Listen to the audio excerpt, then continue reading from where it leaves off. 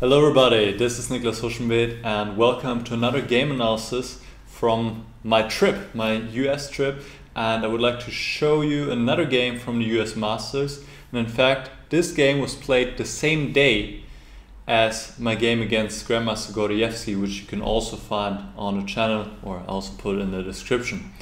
And in round 5 I played against Grandmaster Andrey Stukopin, rated 2600. So it was a tough fight. First 26-14 in round 4 in the morning, and then I played another strong Grandmaster.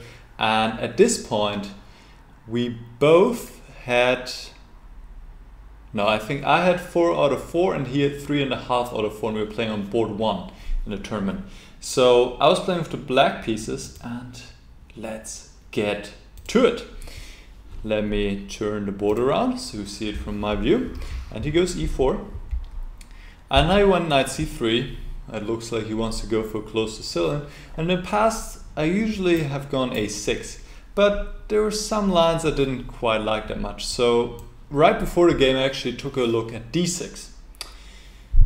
And here he decided to go knight g2. Knight f6, and now he surprised me a little bit because now he transposed to the open Sicilian by going d4. I thought he would go something like g3 here.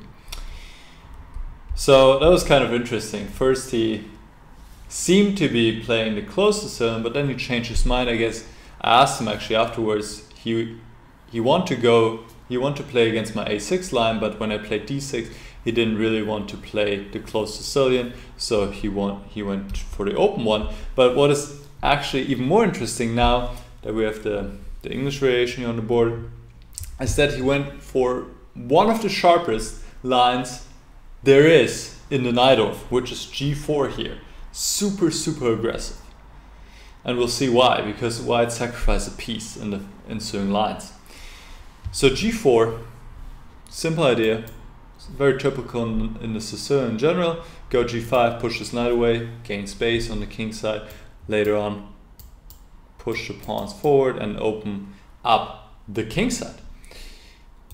It has one downside though. I can go e5, and this is all theory by the way. Attacking both the pawn g4 and the knight on d4. So white has to go knight f5, is coping with both threats, and there are many moves here. There's also h5, but g6 is the most principled and also the sharpest. And I just went for it because there wasn't anything else I knew, and I had enough knowledge in this line that I felt confident going for this. And here went bishop g2, which is not the main move. In another game, actually 6 years ago already in Dubai, my opponent played g5. This is the main move. But in these variations, they're very sharp, but as I also show in my repertoire series on Chess24, which is only in German though, where I recommend the Najdorf, knight e4 here makes it fairly easy for black to equalize, and black doesn't have to know that many variations, so I was also confident I would find the necessary moves over the board.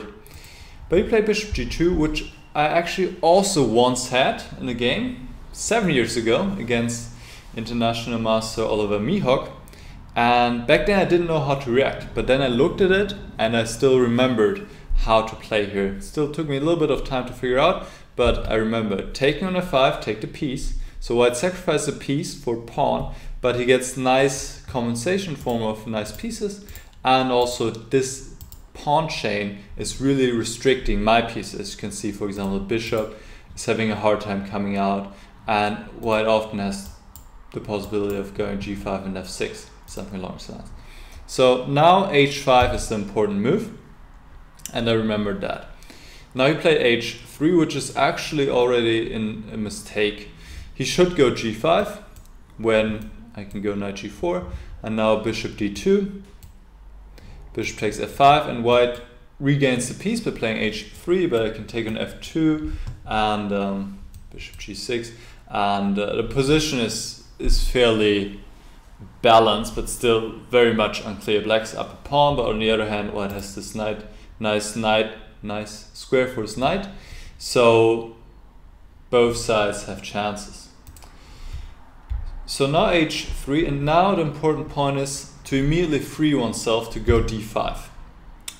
And why have we included the moves h5 and h3? Well, the point is that if white now takes on d5, knight takes, bishop takes, now black can take on g4, white takes back, and then exchange the rooks. And now this is the critical point, black can exchange queens. Very important, because without the queens, of course, there's no dangerous attack going on.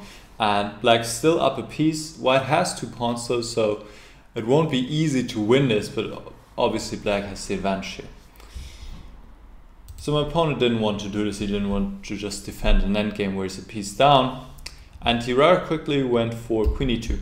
Now that was the first move for me, and it's quite a logical move, preparing queenside castle. And here I made a mistake. I thought for a while and then I took on g4. I want to take some pieces off, but I should go d4 right away. When after castle, I can just go queen e7, and we'll actually see a similar position in the game. And now, for example, g5.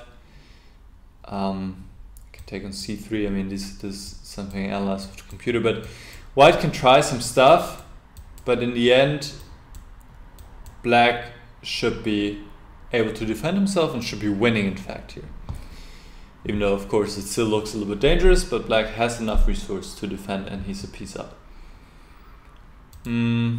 Also bishop g5 here is possible, but okay, knight bd7, but I think in practical terms just taking a knight, and then queen takes e5, bishop e7, bishop takes f6, and now forcing the queen trade by going knight d7. This is simplest, and white will have a tough time holding this endgame for sure. So why was h takes g4 a mistake? Well, my opponent rather quickly, and I was very happy about it, he took back. And then actually exchanged rooks, and then I went d4, and it was just a better version for me. What I'd looked at was the move castle, and that's a better try definitely than h takes g4, but there's another move as well. So after castle I want to take on f5, makes sense, get a bishop out, take another pawn. Of course, white needs to try to take on d5, but now knight takes. If rook takes, just knight d7, I develop another piece, defend the pawn on e5, that's fine. If bishop takes, now there's the threat of bishop takes f7 as well as bishop takes b7. So maybe just queen c8 here. And it's important to go queen c8 because queen c7 would run into bishop b6, deflecting the queen from defending the pawn on e5, and that would be a little bit unpleasant. So queen c8, and still white has compensation, but black is better here. What I realized though after I played h takes g4, there's also bishop g5, and that would have been indeed a strong move. Threatening queen takes e5, knight takes d5 is in the air. But I can for now just take on h3, because after queen takes e5 check, I can go queen e7, force a queen trade, and now after this I can take on g2 when white cannot take the rook because I would get a new queen. So after g takes h, white should go castle first, and now my pawn is pinned. I cannot take on g2 because the rook is hanging, and white still has these threats, so this looks very scary, and I think over the board it would have been incredibly hard to play for black. Computer says it's all equal, but in practical game I would not have enjoyed it, let's put it like that. So that was a big practical chance for my opponent, because after h takes g4 he's just with the back to the wall, really. I took on h1 and now I went d4, and here he took a very long thing, and I'm sure he realized that he's in trouble. He castled. If he goes bishop g5 now, it's similar to what we have seen before. I take on c3, queen takes e5, bishop e7, bishop takes f6. Now I can insert c takes b2 as well. That wasn't quite possible in the other position, because then white could take the rook on h8, and it's not so clear. But here obviously that's not possible. White has to go rook b1. Since rook d1 I can just take and get a new queen. So white has to go rook to b1, and now knight d7, forcing queen trade. and I think this endgame should be just winning for black with the piece up. So he castled, and now this is the important move that we've already seen in the other variation, Queen e7. It's the only move to have an advantage. The pawn is, for one, of course, right now the pawn is pinned, so I cannot take either piece. And for the other, while it's threatening to take on d4, because then my e-pawn is pinned. So I'm kind of doing two things at once. For one, unpinning myself from the d file, and also making sure that my e-pawn is not pinned. So unpinning the d-pawn and unpinning the e-pawn, I guess. So now I'm threatening to win another piece. That would be bad news for white since he's already one down. So knight a4 is the only move. The pawn is that I played knight bd7. The pawn is, if I take, he goes knight b6, hitting both rook and bishop. I could have done that though, but I felt no need. I could go e takes f2 now, and knight takes a8, and just bishop h6 check first, and then knight bd7, and I have two knights, two pieces, a bishop and knight for the rook, and this is winning here for black, even though of course some care has to be taken, but this should win. But I thought, well, let me just play knight bd7, defend against the threat on b6. I'm up a piece anyway, so why not keep it simple? Bishop g5, and now though I made a mistake. I think a little bit of fatigue crept in. I played bishop g7. I thought he can't do much anyway. I thought he can only play f4, but it turns out that after bishop g7, f4 is the strongest move, so really bishop g7 didn't do much, and I should just go rook b8 with the intention to unpin the pawn on b7 and threaten b5, and the knight is in trouble. And here he needs to try f4. I can go b5, and I think what I missed was that here the e-pawn is pinned. So many pawns being pinned here, right? And I can just take on a4 when, of course, white cannot take on f6, and the best he can try is go e6 now, but I can give back one of my extra pieces, and the position simplifies to this endgame, which should be just like a technical task here to win. So that was the way to go, definitely rook b8, and it also makes much more sense. Rook b8 immediately create another threat against the knight on a4, which is the worst placed piece in the position, so that was just the way to go. So bishop g7, not a good move. He didn't play f4, fortunately, but I was also not happy about his move, in fact, in the game. If f4, pretty much my advantage is gone. Can take on f4, but now just queen d2, nice sidestep, threatening rook e1, and I should go knight e4 here, but here both pieces are hanging, but white has a nice little tactic. He goes f6 and ensures that he can exchange his bishop with tempo when only my knight is hanging, and white has regained the piece and has pretty much equalized.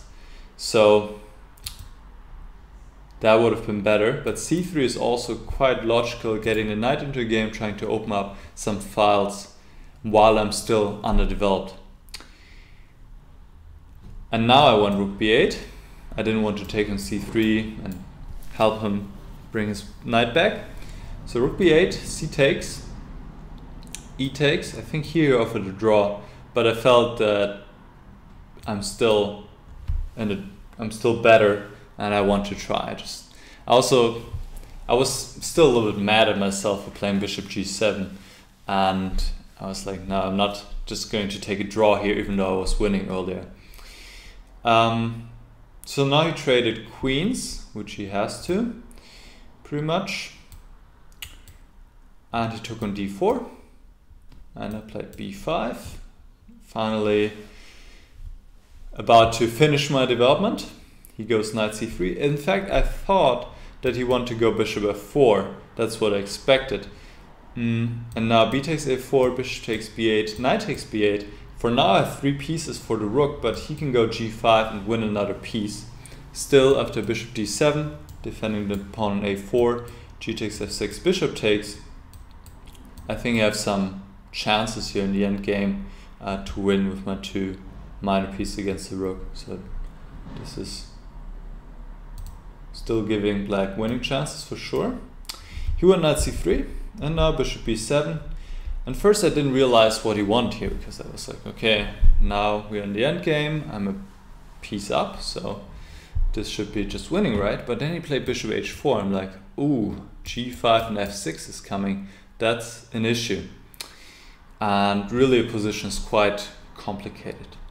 I went b4, pushing back his knight. He went knight e2. If he goes knight d5 check, I go king f8, and now let's say rook takes b4. I mean, white can do this, but I think still that black has some winning chances here, even though only 1 pawn left. So probably this should be a draw.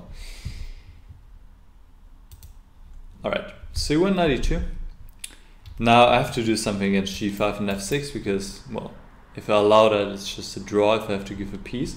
So I step back with the king, but I step to the wrong square. I should go to d8. But somehow instinctively I didn't want to stay in the pin, but the pin is not really the issue. White has to go g5 anyway. I mean, what else can you do? And then knight h5. And the king is much better placed on d8 anyway. It can quicker come into action again. And also there's not an issue as there is in the game, because after king e8, g5, knight h5, here my opponent could have gone rook e4 check. And after king d8, which is forced because after king f8, f6, I would need to put my bishop in the corner, and that's really not good. After king d8, he can go g6 check, knight df6, and I saw this, but I guess what I didn't realize, okay, now there's a threat of rook e8 check, so I need to do something about the f7 pawn. What I didn't realize is that he'll take on b4, and now white has 3 pawns, and I just have this pawn left, and this is for sure a draw. So that was the way to go for my opponent. But f6, I mean, this was his plan. It makes a lot of sense, restricting my pieces, and this knight is terrible on h5, but for now white can't attack it. I mean, the only way really to attack is with the king, so it still stays rather complex. He went rook e4 check, which is an inaccuracy. He should go f4 when I think I want to go knight c5. Computer says maybe insert b3. Okay, this is just all very difficult to play. I want to go knight c5 to get the knight to e6, but well, it seems that white is having enough compensation here, and this position should be equal. For example, king c2, knight e6, now rook e4, threatening f5, so rook b5 to prepare knight e6, but now white can go f5 now, knight d7, rook c4, and white is having enough active play here and is doing okay. So rook e4 check, king d8. Yeah, honestly, I'm not entirely sure why he threw this in, because really it doesn't help him much, this check, it just improves my king position. But I guess there was something he didn't like about going king d2 first. Not sure. Alright, now I play knight c5. Now he went another check. I mean, this is just helping me, right? He just gave 2 checks, improved my king position from e8 to c7. But still, position remains difficult to play for both sides, and we're also getting low on time. That was another factor. So now rook b5, I'm quite happy about this move. If I go knight e6 immediately, he gives another check, but this time it's good for him because he can win a tempo and then play f5 and push my knight back. So I didn't want to allow this, so I went rook b5 first. When, if he goes f5 now, I can go knight d7, and the pawn on f5 is loose. So he went king e3, knight e6, still following my plan. I was quite content here. I want to follow with something like rook f5 maybe, or bishop d6, and put on pressure on this pawn on f4. And he made the decisive mistake. He went rook c4 check. He needs to go rook e4 when there are some ideas sometimes to sacrifice the rook on e6.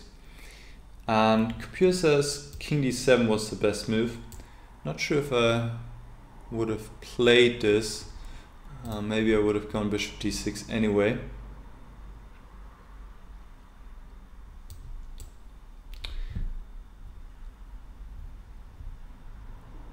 And to be honest, I can't really say right now what's wrong with this move.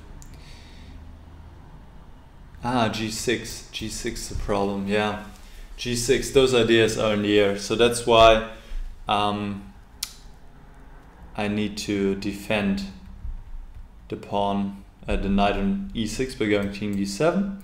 But now king f3, threatening king g4, now bishop d6. So if now king g4 I could take on f4, but here white has two other moves available. One is f5, which is interesting. The point is if rook takes f5, king g4 is a double attack against, let's just execute this overboard, against knight and rook, so white would regain the piece.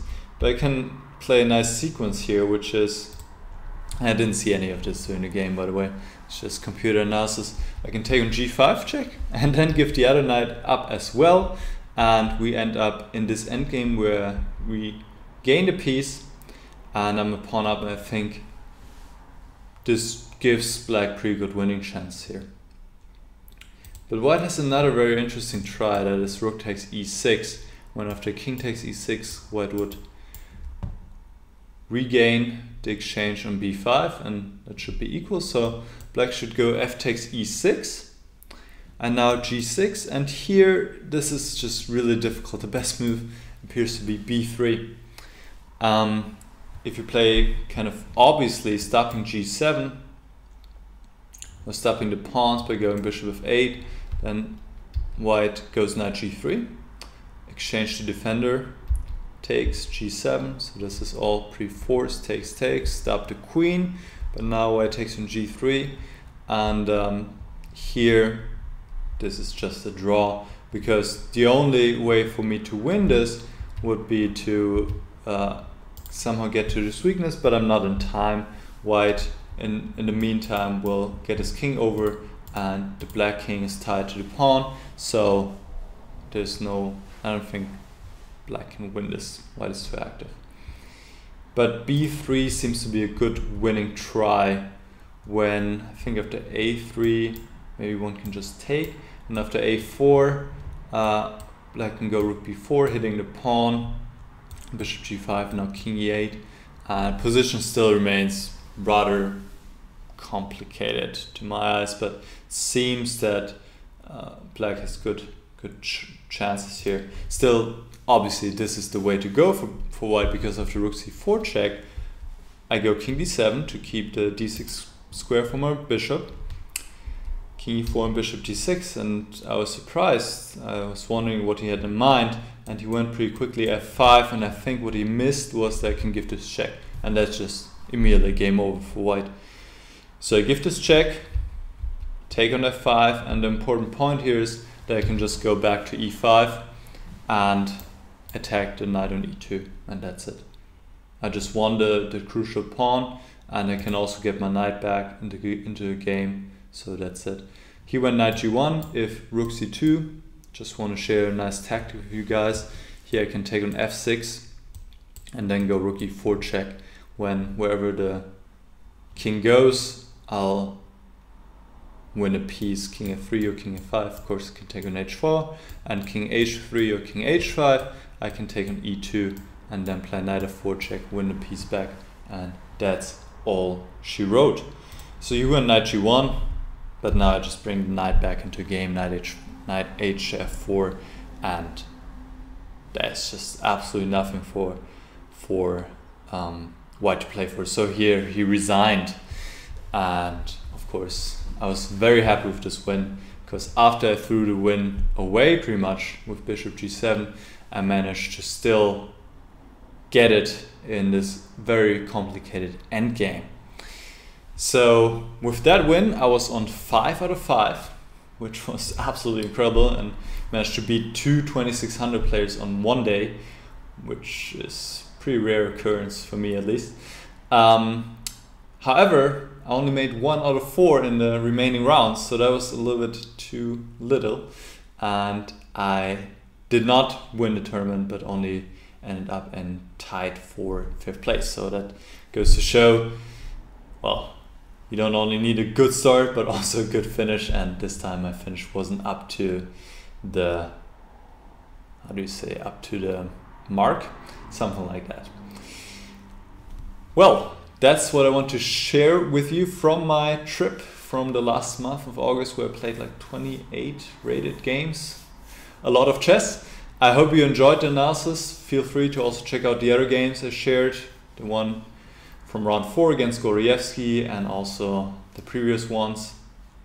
And let me know if you have any questions as usual, and I'll see you again very soon. Bye bye.